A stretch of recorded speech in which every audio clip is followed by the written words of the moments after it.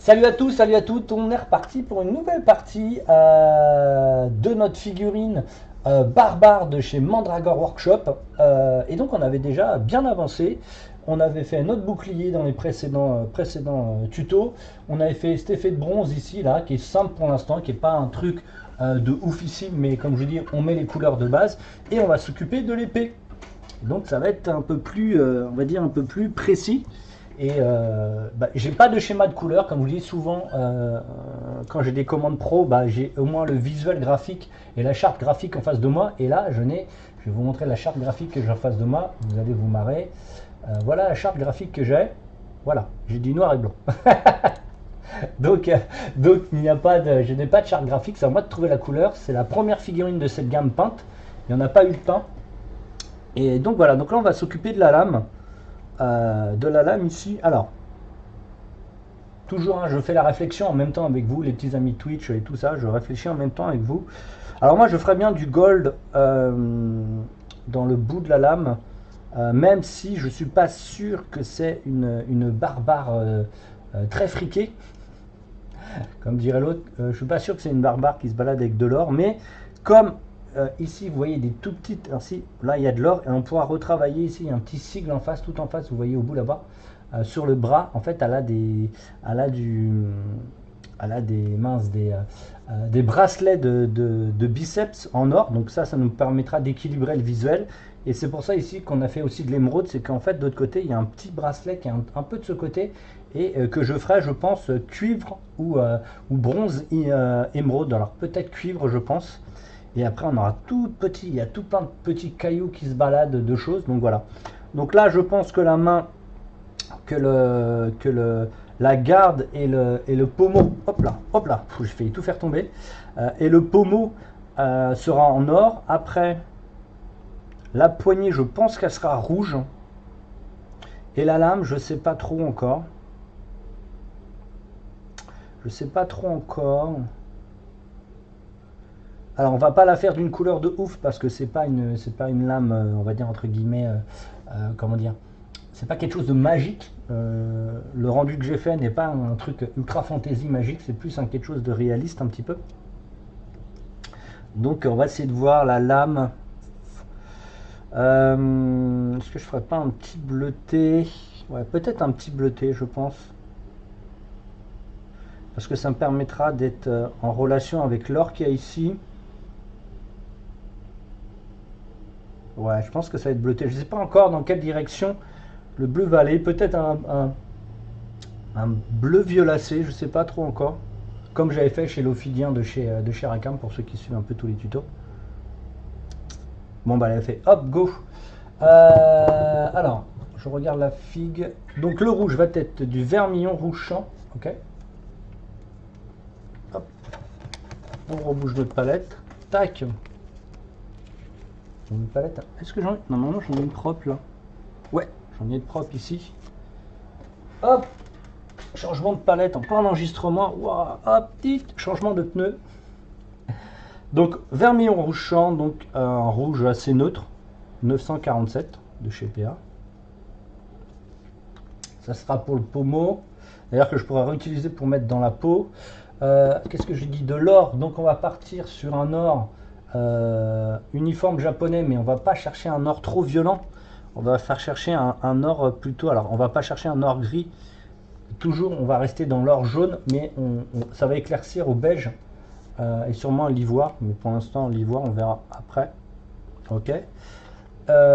Donc, j'ai mes couleurs en face. Puis la lame, on va utiliser notre gris bleu foncé qui est là. Éclairci au gris ciel. Tac. Alors toutes ces couleurs là, bien sûr, là je peins 40 épées avec toute la peinture que j'utilise. Et qu'est-ce qu'il me fallait d'autre? Ah oui, bleu marine foncé. Voilà, un petit bleu marine foncé plutôt cool, qui nous servira de shade et aussi donc d'ombrage à comment ça s'appelle, à l'épée. Et je sais pas si je vais mettre du violet. Je vais réfléchir un petit peu. Pour l'instant, on va rester comme ça et on va faire nos bases. Alors, est-ce que c'est... Ouais, l'épée est plutôt pas mal. Donc, on va faire ce qui est profond en premier. Donc, on va faire le pommeau. Donc là j'ai pris mon deuxième pinceau qui est abîmé en double zéro. Ceci je prends l'autre, je vais peindre les doigts avec.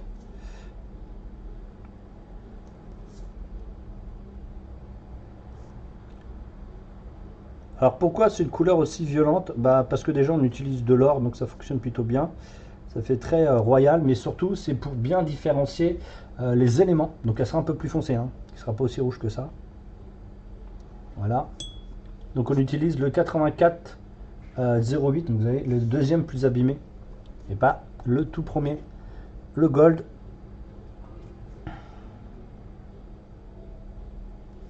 Donc ici quasiment pas de dilution parce que comme je vous expliquais, la base ce n'est pas une sous-couche, c'est un primeur, donc il faut absolument avoir une couche qui tient. Et si vous diluez trop, bah, vous êtes dans la merde. Le gars il est sympa, vous êtes dans la merde. Et donc voilà, donc ici pareil, on va partir en goldé. Donc c'est une sorte de jaune un peu ocre, hein. Et c'est la base qu'on utilisait sur les figurines de Rak, que moi je continue à utiliser maintenant encore.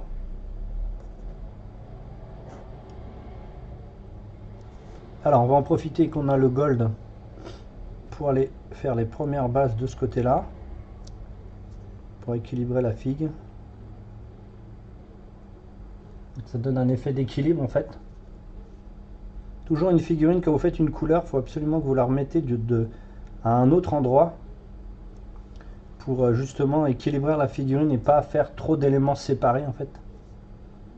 J'aurais pu faire un manche noir, oui, vous avez raison, ça pourrait être possible un manche noir.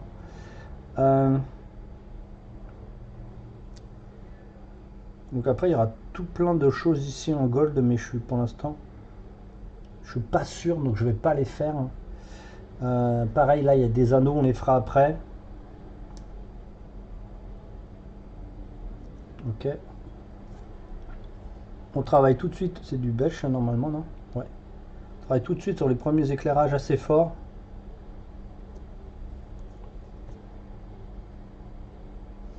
Alors comment elle est? Ah ouais, c'est des facettes.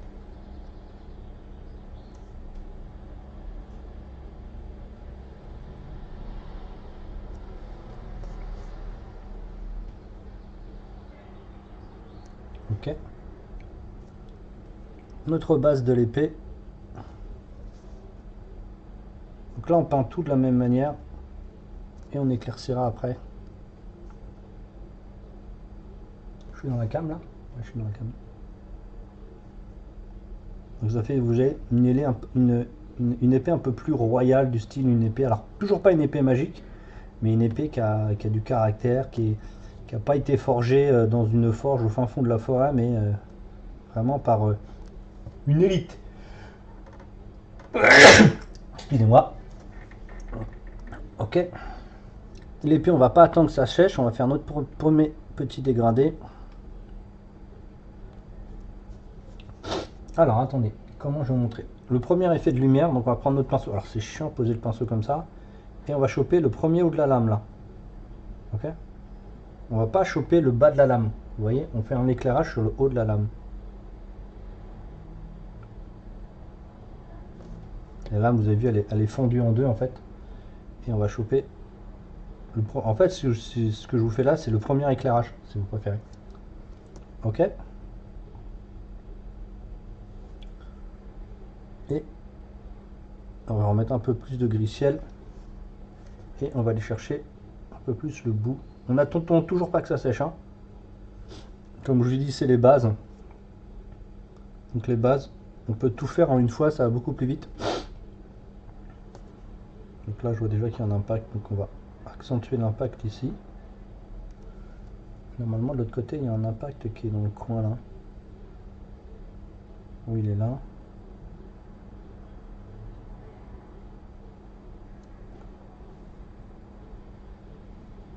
Voilà, c'est pas mal. Et on a fait la base, on peut sécher. On sèche pour solidifier notre peinture, pour ceux qui demandent à chaque fois pourquoi je fais ça. Parce que j'ai toujours des petites Et à quoi sert le sèche-cheveux à part de chauffer ton entrejambe pendant que que tu chauffes? Bah non, c'est tout simplement comment ça s'appelle, pour rigidifier la peinture et la rendre beaucoup plus solide. Donc là, on reprend notre gold. Oh là, jolie figue. Salut, merci, merci. C'est une petite commande. C'est la première figurine d'une gamme d'un ami que je mets en avant. Je lui donne un petit coup de main. Et donc, on en profite pour faire des tutos qui seront visibles à partir du 20 sur le YouTube, puis après à volonté sur mon Patreon et bah, en live directement sur Twitch. Donc là, on travaille le gold. Donc on travaille les facettes. Vous avez vu, ça donne une épée vraiment un peu plus royale. On sent qu'il y a quelque chose. Voilà, un bouclier, on va dire peut-être un bouclier de sa ville ou de son village. Et là, une épée qui a été donnée peut-être par un noble ou je ne sais quoi, mais ça sera pas une simple épée. Le gris-ciel ici, hop, qu'on va prendre directement. Et on va aller choper le bout de la lame ici. Et alors là, c'est un peu plus compliqué.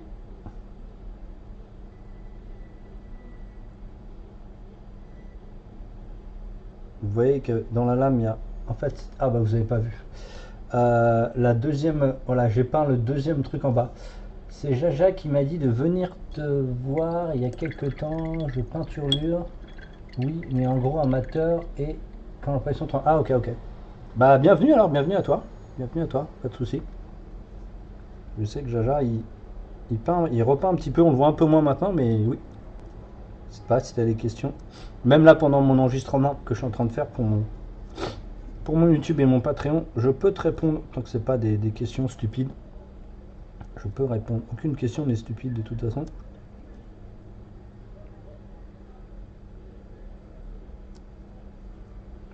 Mais bienvenue à toi. Donc là, je ne vais pas faire d'ultra dommage. Je garde absolument le visuel de la sculpture parce que bah, on va pas truquer. On n'est pas là pour truquer. La figurine est assez jolie pour la garder. On n'a pas besoin de faire un trucage comme font beaucoup de personnes pour faire des dommages qui n'existent pas parce que bah, le glacis est trop compliqué à faire ou les personnes ne savent pas le faire. Et donc voilà, ok, bah c'est pas trop mal. On en profite pour faire, hop, on continue tranquillou, notre or ici. Donc on reprend notre beige.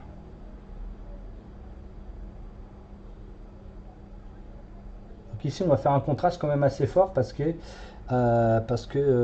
ici on a l'ombre du bouclier, mais on a quand même la lumière qui arrive par le dessus.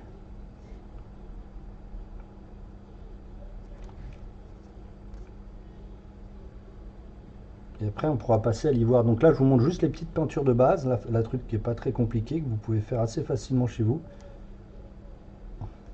Alors là j'ai peur que j'ai pas assez bien gratté. Et que mon bout de l'épée est pas très propre. Ah ouais, je pense que je me suis un peu loupé. Donc comme c'est un peu loupé, on va mettre un peu de peinture, parce que je crois que j'ai gratté trop fort. Donc ça, de temps en temps, je vous montre une petite astuce quand vous avez un truc qui est très très fin comme ça et que vous êtes en cours de peinture, bah, n'hésitez pas à mettre de la peinture qui n'est pas du tout diluée. Ça permettra de reboucher un petit peu. Et on attendra après. Ça marche, merci. Ouais, pas de souci, pas de souci. Ok, donc on continue. Et là, on va faire... Donc, je vais vous montrer avant ce que je l'ai dilué dans ma bouche, mais je vous montre. On va faire un petit glacis. Pour éclairer, on va prendre le flanc de notre pinceau. Hop. Et on va aller chercher la peinture jusqu'au bout. Vous voyez là? Ok. Continue un petit peu. Vous pouvez le faire avec du médium ou pas. Bien sûr, souvent les côtés, les derrière des lames sont plus belles que devant. Ça me fait halluciner ça. Donc là c'est extrêmement fin, hein. Il y a pas, vous pouvez pas jouer le bourrin ici, hein. Ça ne fonctionnera pas. Pareil, moi je sous-couche toujours en gris, je ne sous-couche pas en noir, à part si la figurine est très très sombre. Bah celle-ci elle l'est pas et c'est beaucoup plus facile. Ok. Notre noir ici, notre rouge, on va le foncer avec notre bleu ici, qui va nous permettre, comme on va le mettre en glacis dans l'épée, d'avoir un petit rendu un peu comme si c'était la même ça s'appelle la même entité, ce qui est le cas, hein. Et donc, alors attendez que je regarde. Ah, il n'y a pas de tissu ici. Ok. Donc on fait les linings.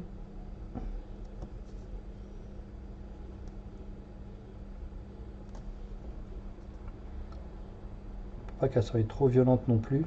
Voilà, impeccable. On va faire notre glacis ici, ou on va dire plutôt notre shade. On va faire quelque chose de très dilué. Toujours avec le même pinceau, hein. Parce qu'il nous faut un pinceau qui a une pointe et une réserve assez conséquente pour pouvoir faire des choses bien, mais pas trop violentes non plus, pour éviter, comment dire, pour éviter de noyer la figurine. Donc là on prend du clair vers le foncé. Quand vous faites un glacis comme ça foncé, alors là c'est vraiment un glacis, c'est pas un shade, hein, c'est un glacis. C'est-à-dire que je cherche la peinture et je la tire jusqu'à mon ombrage. Si j'aurais voulu un shade, j'aurais fait comment ça s'appelle, mince, on va voir, tout le pince, l'élément en entier. Donc là on va diluer mais avec un peu plus de pigment. Hop, et on va aller chercher le creux dedans. Donc ça c'est un shade ciblé, c'est-à-dire qu'on shade et on cible un endroit. On va pas le peindre parce que c'est trop fin, on va laisser la peinture faire son effet par capillarité et ça va nous peindre l'intérieur de la lame. Le glacis c'est dilué comme un lavis. Non, c'est beaucoup plus dilué qu'un lavis. Et après tout dépend de l'intensité que tu veux mettre dans ton glacis. Si tu veux que ton glacis soit un peu plus saturé, tu mets un peu plus de pigment. Si tu veux qu'il soit un peu plus transparent, voilà. Alors si tu veux un lavis, donc un wash, hein, tout simplement, un lavis wash c'est la même chose. C'est fait pour faire toute la zone, c'est-à-dire des zones creuses, mais toutes les zones. Alors que le glacis, c'est que sur une zone plate ou une zone précise. C'est pas sur toute la figurine. Alors que le lavis, c'est quasiment toute la figurine. Pas toute la figurine. Le lavis, ça va jusque dans les creux. Ok. Quand tu fais un lavis sur une peau, c'est dans les creux. Si tu fais un glacis sur une peau, c'est juste la surface. Voilà. Tu vas pas jusqu'au dans les creux. À part si tu fais un lavis ciblé avec une couleur spécifique, et là tu ne cibles que les creux. Donc là, je vais en profiter un petit peu plus pigmenté et on va commencer à faire le nœud métallique, métal bleu ici. Voilà, vous le voyez. D'accord, merci. Ouais, t'inquiète, il y en a beaucoup qui confondent aussi glacis et wash et shade par exemple. C'est aussi deux choses différentes. Ok. On va retravailler les petites blessures, vous les voyez, mais on va les augmenter. Alors de ce côté-là, il n'y en a pas, il n'y en a qu'une. Ok. Alors normalement, il y en a trois, il y en a une ici.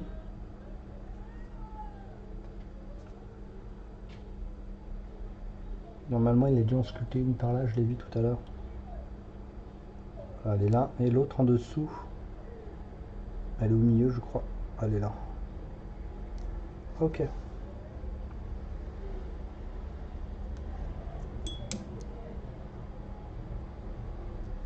Ok, on va laisser sécher. Et on va reprendre notre beige pour retravailler un petit peu tout ça là. Comme c'est des peintures qui sont pas très saturées en fait en couleur, ça vous permet de faire des super cool dégradés, mais le problème est que malheureusement ils sont très transparentes, donc il faut passer plusieurs couches. Mais son défaut est sa qualité, donc vous pouvez faire des très très jolis dégradés.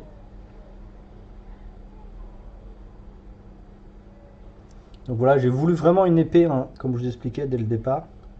Je vous dis, avant le tuto, je savais même pas quelle couleur j'allais faire. Et je veux une épée un peu plus royale qui a été donnée dans, je sais pas, dans des circonstances, on ne sait pas trop. Faut vraiment donner une histoire à la figurine. Alors pas en mettant des grosses OSL ou des lumières inversées ou des choses comme ça. Non, vraiment, là c'est pas du tout ce que je recherche sur ce type de figurine. C'est vraiment une figurine qu'on peut placer n'importe où et que ce soit la lumière d'où vous le placez dans un décor ou dans une vitrine qui vous donne des reflets ou des visuels beaucoup plus clean-up que forcer le visuel sur une figurine en faisant des OSL, des lumières trop violentes, etc. Là, tout est beaucoup. Il n'y a pas un côté qui est plus éclairé que l'autre. Salut Toupad. Pas plus éclairé que l'autre.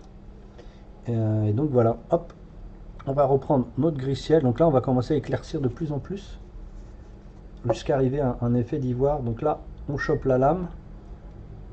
En tirant, je vous raconte encore la lumière. Alors, excusez-moi, parce qu'on voit pas très bien. La lumière au bout ici.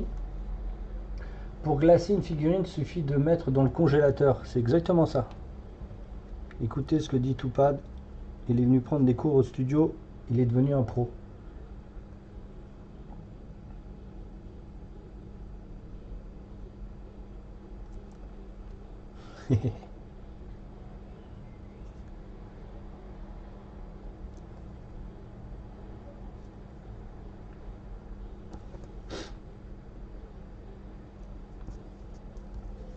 Alors comme je vous dis, moi je peins pas pour un écran. Moi le rendu est ultra visuel pour la réalité. Il est pas du tout, c'est pas du tout un. Je peins pas pour un visuel écran, donc vous pouvez considérer que ce que vous voyez à l'écran, c'est même pas la moitié de la qualité de la figurine que vous voyez en vrai. Bon bah voilà, ça c'est cool.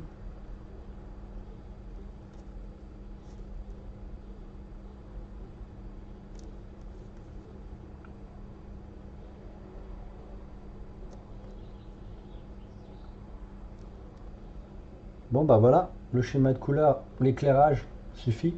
Génial, c'est court, il manque plus qu'une photo pour acheter les peintures qui manquent. Oui, je vais faire la photo. Je vais refaire la photo proprement. Moi je les connais les peintures, mais bon.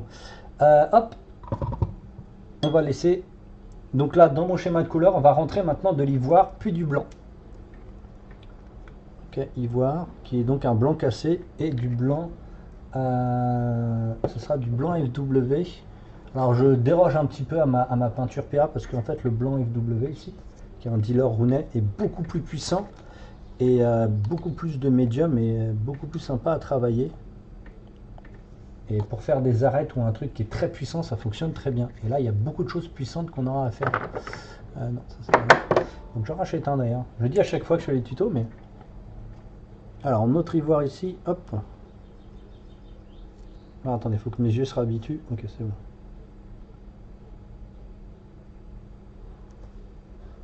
Donc ici, on fait les arêtes, les premiers visuels. Je n'aurai peut-être même pas besoin de blanc. Bon, j'en aurais besoin pour la lame, mais pour le gold, peut-être même pas.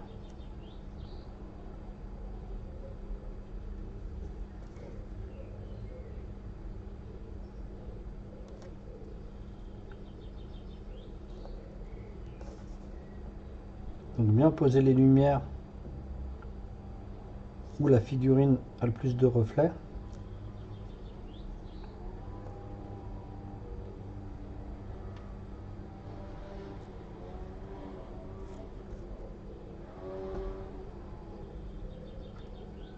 toute façon, rien qu'en regardant mes vidéos, normalement, vous devez déjà beaucoup avancer. Surtout que la plupart du temps, je vous montre des vidéos simples.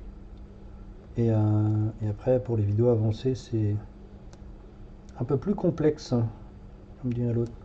Ok, c'est pas mal. Ici, on a notre blanc qu'on va mélanger avec. Non, c'est pas avec celui-là. C'est avec notre gris ciel ici. Donc le blanc est beaucoup plus puissant que le gris ciel. On va faire directement notre dégradé comme ça, voilà. Alors c'est un peu violent à la caméra, c'est-à-dire je pense que vous voyez même pas. Parce qu'il est très très puissant. Et comment je vais peindre je vais vous montrer comme ça en fait. Donc là on prend le pinceau à plat et on chope le flanc de l'arête.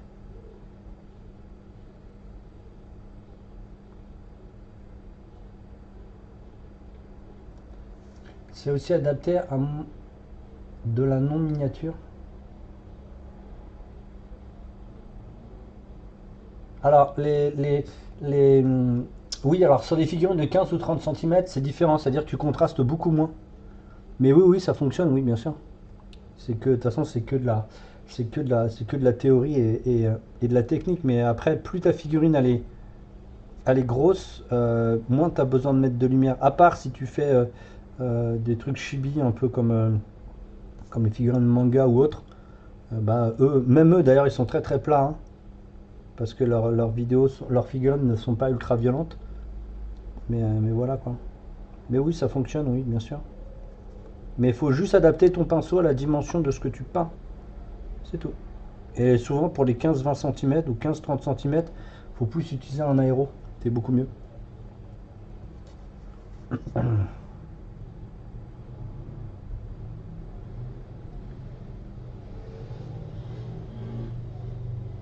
Vous voyez, je fais le deuxième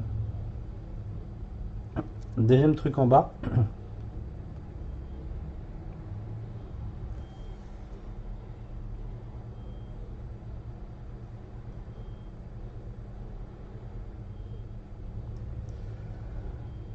Top, j'irai voir.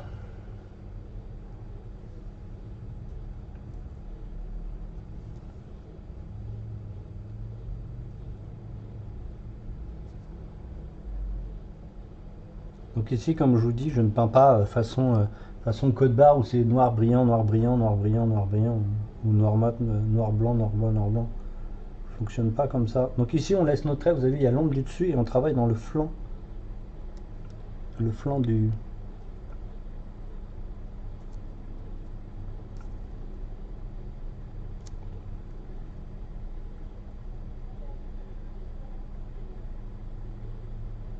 Voilà, j'augmente la lumière tout simplement.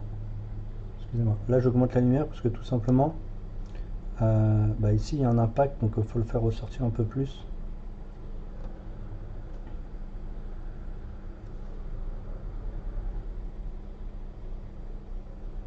Plutôt pas mal. Notre ivoire, on va finir de peindre ici l'autre côté. Sinon, en fait, l'or se confond avec la main.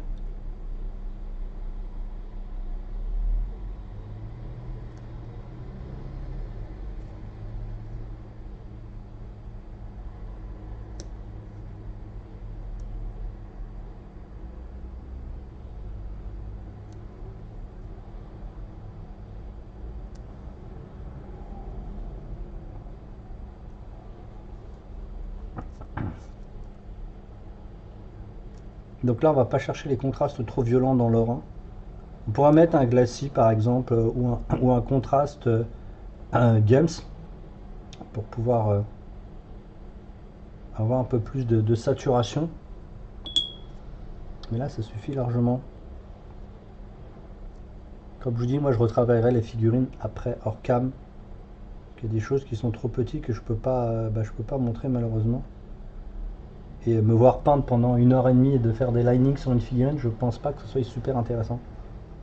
Regardez. Il y en a déjà qui le font pas parce qu'ils se couchent en noir. Alors ils vont pas regarder quelqu'un qui fait la même chose, hein.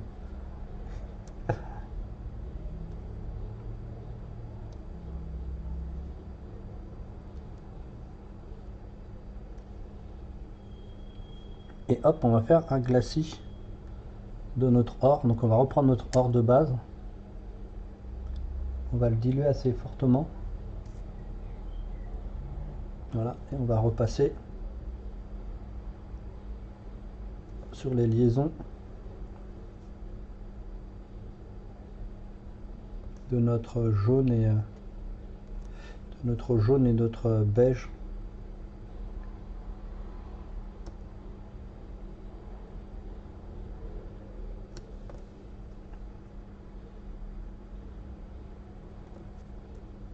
Comme je vous dis, hein, moi je fais pas de peinture trop avancée normalement, mais bon là comme c'est pour aider les copains.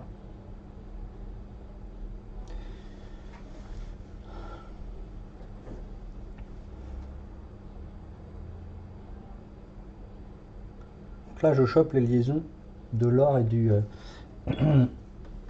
de l'or et du beige qu'on a mis pour justement redonner ce côté doré qui avait un petit peu disparu, qui a été un peu désaturé à cause de notre éclairage. Ah, c'est pas mal.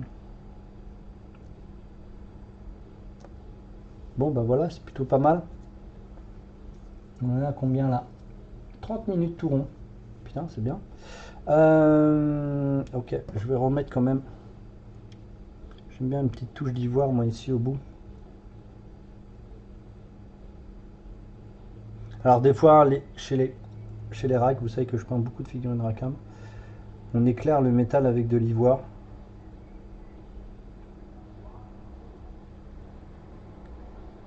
Parce que ça donne un rendu un peu plus cassé du blanc brillant ou du blanc simple.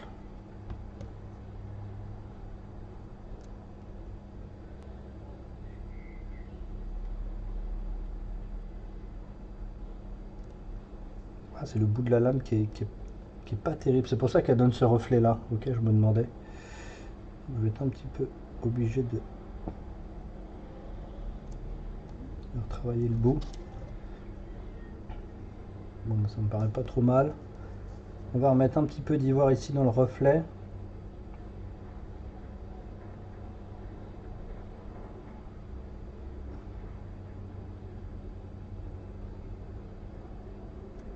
Ok. Et on devrait être bien les copains. On aura bien avancé sur la figue. Est-ce qu'il y a des trucs? On va en profiter qu'on a le beige, l'ivoire pour faire les plumes ici. Pour faire la base des plumes tout du moins.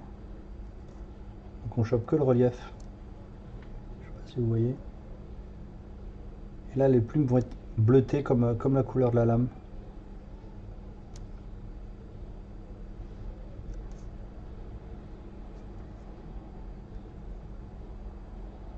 Est-ce qu'il y a à côté des petits anneaux? Ouais, c'est pareil, on pourrait faire de l'émeraude là-dessus.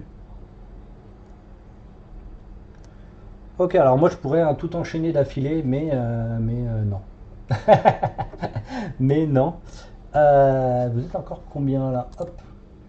De toute façon, les petits amis, pour l'enregistrement, les petits amis Twitch, je continue à discuter avec vous. Pour l'enregistrement et pour cet nouvel épisode, je vous dis ciao. Salut les gars.